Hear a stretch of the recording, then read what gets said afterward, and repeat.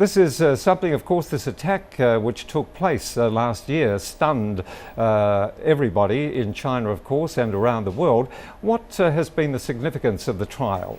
I think the trial today by the local court actually just showed the determination of the central government to anti-terrorist, in not only in Xinjiang but also in other regions of China, and also show the law practice of Chinese government to put the anti-terrorist war or the effort just by the law, so just to follow the suit of international law and domestic law. So this is a very important step.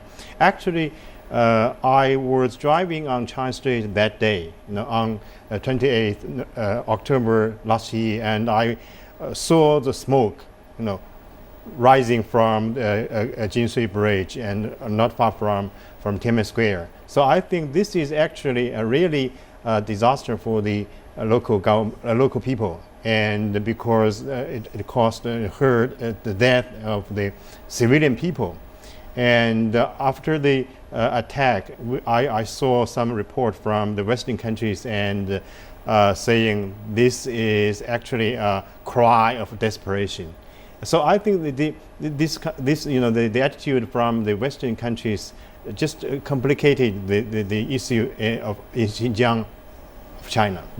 We have, I remember the day as well, and the police presence, especially after that attack took place. But Beijing people now are getting used to seeing patrols of police in vehicles and also on foot at various parts of the city.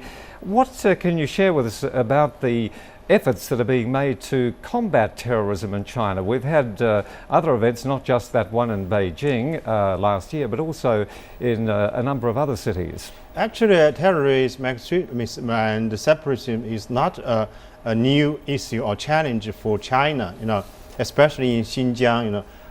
For many centuries there has been some separatism and extremism and terrorism in the history, and I think there are some new features, in current days. For example, the connection between the local terrorist group and the outside, extremist groups, and also there are some, proliferations of attacks not only in Xinjiang autonomous region but also somewhere in Kunming and in Beijing.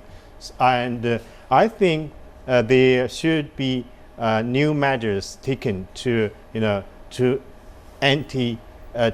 delete these terrorist attacks or activities. For example, recent days the central government enlarged the free education to high school in Xinjiang autonomous region, and this is very important because of the young people, because of their status of society. For example, they're very poor and they cannot afford the high school education, so sometimes they were misled by the terrorist groups. And I think we also tried very hard to improve the social infrastructure to give more chances for the ordinary people in that region to have a better life.